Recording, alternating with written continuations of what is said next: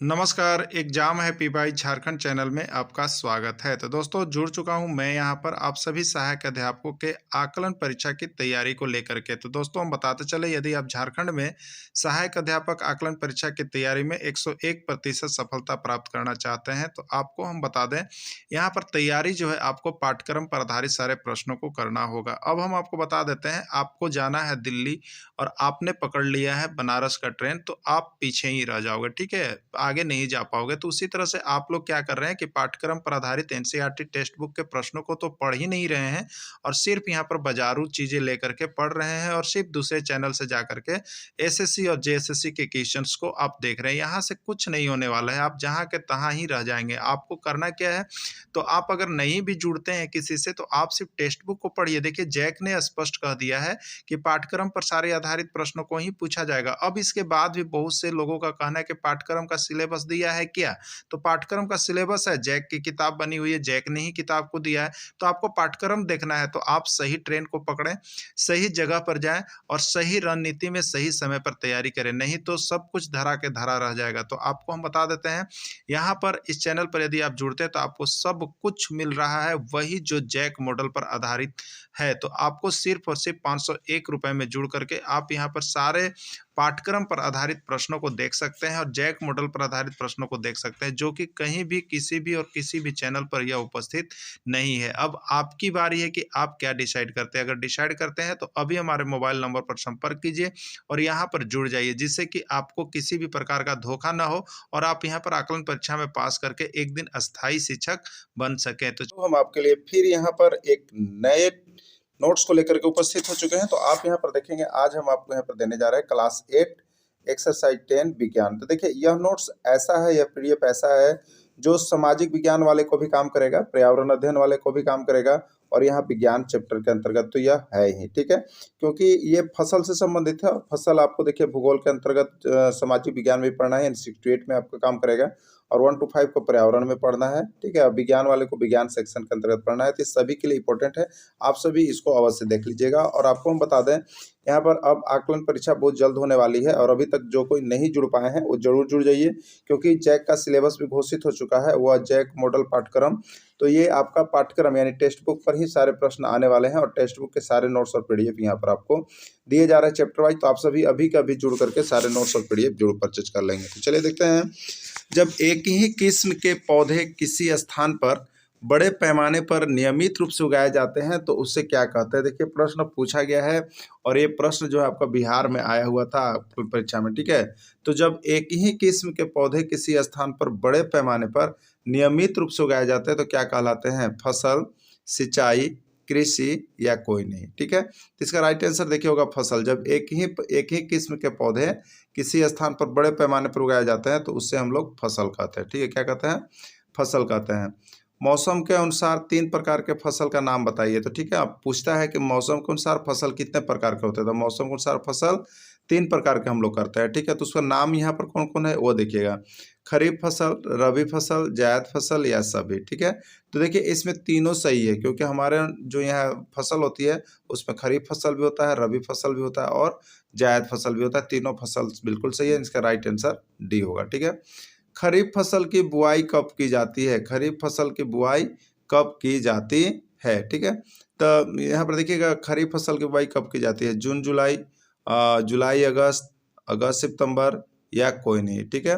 तो यहाँ पर देखिएगा जून जुलाई में किया जाता है। खरीफ फसल जो होता है वो फसल अभी नीचे हम उसका ट्रिक भी बताएंगे कि खरीफ फसल में कौन कौन होता है। वीडियो के अंत तक सिर्फ जुड़े हुए रहेगा, बने हुए रहेगा। तो इसमें सारा चीज़ आपको ट्रिक ही भी बताया गया है, पूरे नीचे ट्रिक दिए गए हैं, तो आप तुरंत हटिएगा नहीं, पूरा देख लीजिएगा, उसमें पूरा याद हो जाएगा आपको ना, इसका समय में सब याद हो जाएगा। अगला, खरीफ फसल की कटाई कब की जाती है, खरीफ फसल की कटाई कब की जाती है, मई जून, जुलाई अगस्त, सितंबर अक्टूबर या नवंबर दिसंबर, ठीक है। इसका राइट आंसर हो जाएगा सितंबर अक्टूबर। अब आइए खरीफ फसल से संबंधित सारी बातों को हम लोग यहाँ पर एक ट्रिक के माध्यम से याद कर लेते हैं। देखिए बोला गया है खरीफ फसल जस में, खरीफ फसल किस में होता है, जस में, याद रखिएगा, ठीक है। तो खरीफ फसल का मतलब ऑलरेडी खरीफ फसल, और ज का मतलब देखिए जून जुलाई, और स का मतलब देखिए सितंबर अक्टूबर, ठीक है।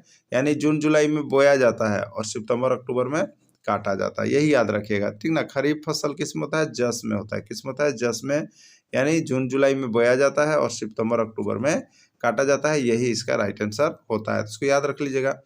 इनमें कौन खरीफ फसल का उदाहरण है, तो ये भी आपको हम ट्रिक से बताएंगे कि खरीफ फसल का आप उदाहरण कैसे याद कर सकते हैं, क्योंकि फसल से देखिए यहाँ एक प्रश्न आपका एग्जाम में तो 100% छपेगा, ठीक है। तो इसमें कौन खरीफ फसल का उदाहरण है, धान, अरहर, कपास या सभी। तो देखिए इसका राइट आंसर सभी होगा। और ये कैसे होगा, इसको कैसे आप याद कीजिएगा कि खरीफ फसल के अंतर्गत कौन कौन होता है। तो जो किसान भाई हैं वो तो अवश्य जान जाएंगे कि यहाँ पर बरसात में जो प्रारंभ होता है उसको हम लोग क्या कहते हैं, खरीफ फसल कहते हैं, ठीक है। तो बरसात में क्या क्या आप बोते हैं आप बता सकते हैं, लेकिन उसको याद करने के लिए हम यहाँ एक छोटा सा आपको ट्रिक भी दे रहे हैं, ठीक है। देखिए खरीफ फसल का नाम याद रखने का ट्रिक, क्या ट्रिक है तो आप देख लीजिए। तो देखिए हम दोस्तों, हम यहाँ पर आपको ट्रिक के साथ साथ यहाँ पर सारे इंपॉर्टेंट क्वेश्चन और उसके साथ यहाँ पर आपको विभिन्न राज्यों में आकलन परीक्षा का हुए प्रीवियस ईयर क्वेश्चन पेपर, साथ ही साथ यहाँ पर जैक मॉडल पाठ्यक्रम पर आधारित सारे नोट्स और पीडीएफ ट्रिक ही दे रहे हैं। तो आप सभी को अभी कभी जुड़िएगा, ठीक है। देखिए तो खरीफ फसल का नाम याद रखने का ट्रिक क्या है, तो यहाँ पर लिखा हुआ धर क्या हो गया, धर, तो इसे बोलेंगे धर बासमतिया, केकरा केकरा धरना है, बासमती। और ओकर 3 मूंगफली खा, ओकर कै गो मूंगफली खा, 3 गो मूंगफली खा, धर बासमतिया के 3 मूंगफली खा। इसको याद रखिएगा, ठीक है। तो ध का मतलब है देखिए धान, अर का मतलब है देखिए अरहर, और बासमती यानी बागमती में लिखिएगा बाजरा, ग का मतलब देखिए गन्ना, म का मतलब मक्का, और ती का मतलब तिलहन। ये और उसका देखिए के में क का मतलब कपास, 3 में ऊ जैसा है, 3 कैसा है, ऊ जैसा होता है, तो उड़द, और मूंगफली से मूंगफली, और खा का मतलब है खरीफ फसल, ठीक है। तो ध और बागमतिया के 3 मूंगफली खा, धर बागमती के 3 मूंगफली खा, हो गया ना। धान, अरहर, बाजरा, गन्ना, मक्का, तिलहन, कपास, उड़द और मूंगफली। तो इसमें से पूछता है कि इसमें से कौन खरीफ फसल का उदाहरण है। तो जैसे खरीफ फसल आ गया, इस ट्रिक को लिख लीजिएगा और वहाँ बना लीजिएगा, और उसके बाद ऑप्शन मिलाइएगा तो उसमें आपको मिल जाएगा। तो सारा चीज़ आपको ट्रिक में मिलेगा। देखिए रबी फसल किस ऋतु में बोया जाता है, रबी फसल, ठीक है। खरीफ फसल के काम समाप्त हो गया।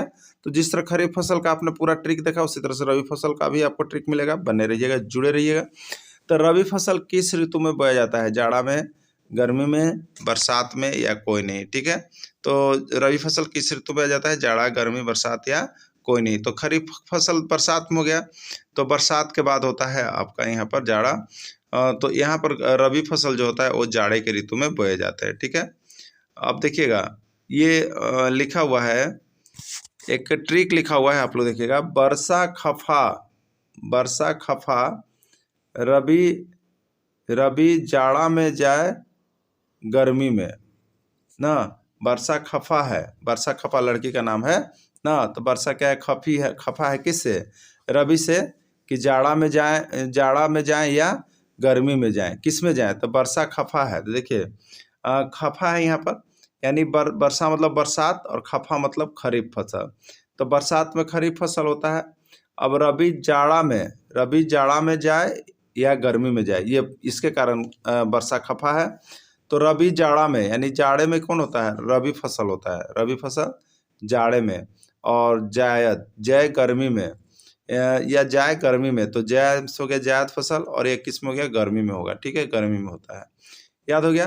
तो खरीफ फसल की बुआई वर्षा ऋतु में की जाती है, रबी फसल की बुआई जाड़े में की जाती है, और जायद फसल की बुआई गर्मी में की जाती है, ठीक है।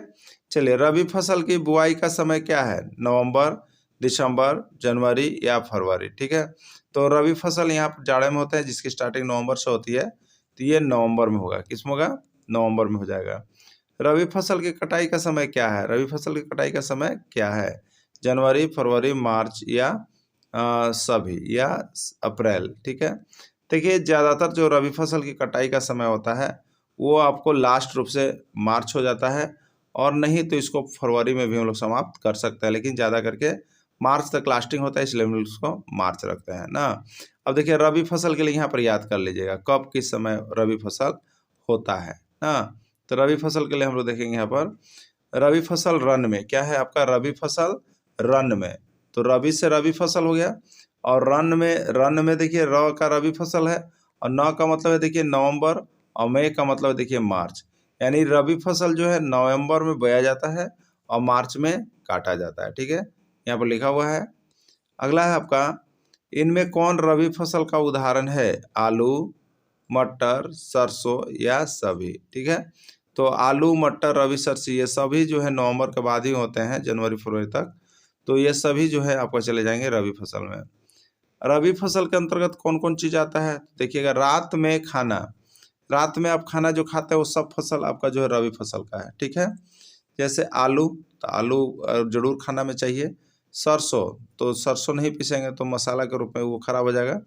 तो यहाँ पर क्या है, आपको रात में खाया। ठीक है, और यहाँ खाना होता है, मटर का सब्जी भी बनता है, गेहूं का रोटी हम लोग खाते हैं, चना का सब्जी छोला बनाते हैं।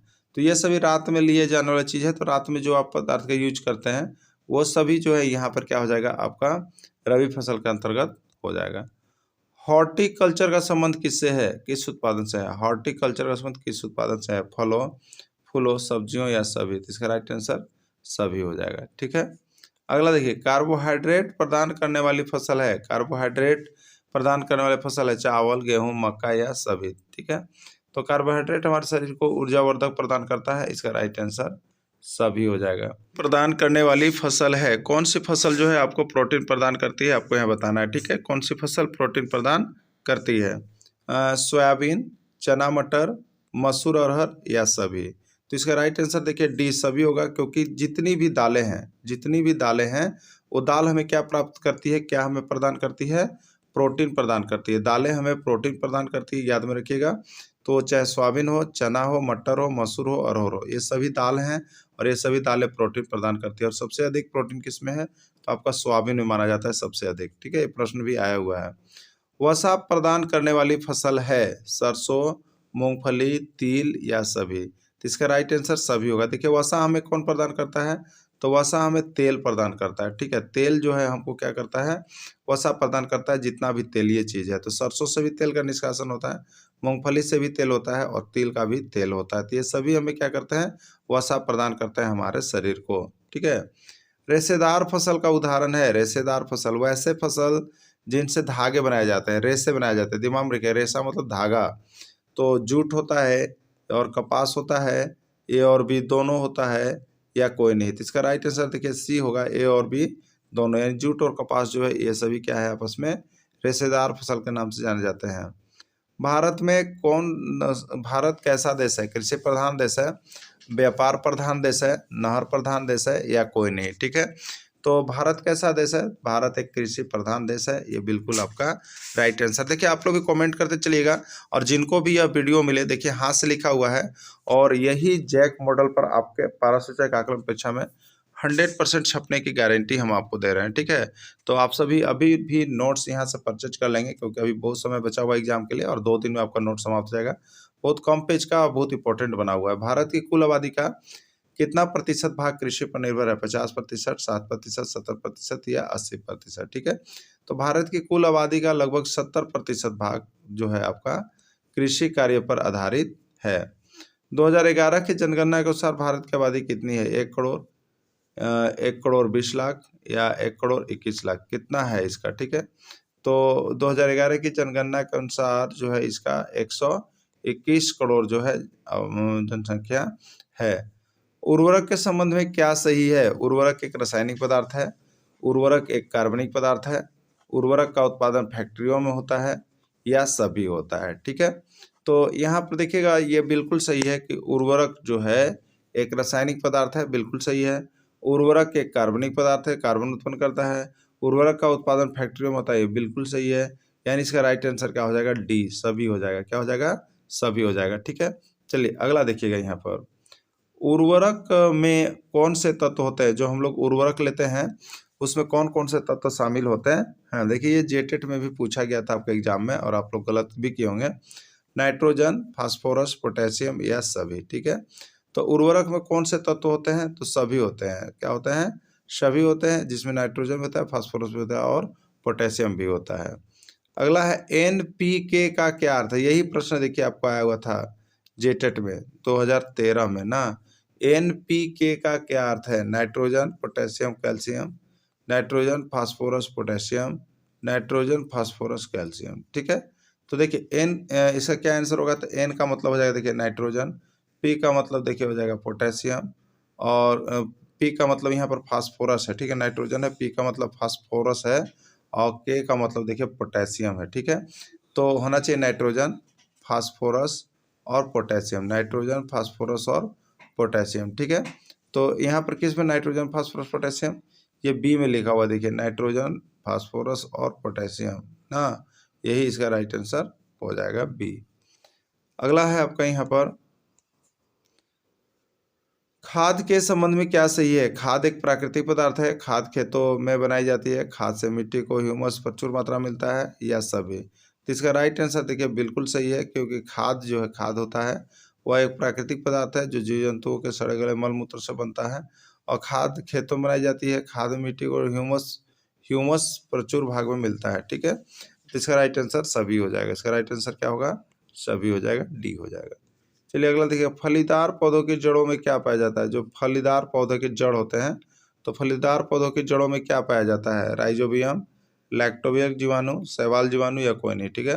तो फलीदार पौधों की जड़ों में राइजोबियम नामक जीवाणु पाया जाता है। राइजोबियम नामक जीवाणु वायुमंडल से क्या सोखते हैं, राइजोबियम नामक जीवाणु वायुमंडल से क्या सोखते हैं, आपको बताना है। कार्बन डाइऑक्साइड, ऑक्सीजन, नाइट्रोजन या फास्फोरस। तो इसका राइट आंसर हो जाएगा आपका यहाँ पर जो करते हैं वो है आपका नाइट्रोजन। क्या होता है, नाइट्रोजन का उन लोग आदान प्रदान करते हैं। किसी फसल के साथ साथ खेत में उग गए कोई अवांछित पौधे या प्राकृतिक रूप से उग जाते हैं, इन अवांछित पौधों को क्या कहते हैं। जैसे आपने फसल किया और उसमें मक्का का फसल किए हैं, उसमें बहुत बड़े बड़े घास हो गया है, तो ये अवांछित पौधे हो गए, बेकार पौधे हो गए। तो किसी फसल में से अवांछित पौधों को जब बेकार हो गया तो इसको हम लोग निकाल देते हैं या हटा देते हैं, तो उसको क्या कहते हैं ना, तो उसको देखिए कहते हैं खरपतवार। क्या कहते हैं आप लोग, खरपतवार होता है, उसको फेंकता है लोग, ठीक है। चलिए अगला देखिएगा यहाँ पर, तो अगला आपका हो जाएगा यहाँ पर प्रश्न, फसल पक जाने के बाद उसे काटने की प्रक्रिया को क्या कहते हैं। फसल पक जाने के बाद उसे काटने की प्रक्रिया को क्या कहते हैं, छिड़ाव, खरपतवार, कटाई या रोकना। देखिए जब फसल पक गया और उसके बाद उसको काटेंगे तो उसको हम लोग कहते हैं देखिए कटाई। क्या कहते हैं उसको, कटाई कहते हैं, ठीक है। अनाज के दानों को भूसे से अलग करने की प्रक्रिया को क्या कहते हैं। जब अनाज के दाने हो जाते हैं, जैसे गेहूं हो गया और उसको भूसा से अलग करना चाहेंगे तो उस प्रक्रिया को क्या कहें, छिड़काव, थ्रेशिंग, कटाई या रोकना, ठीक है।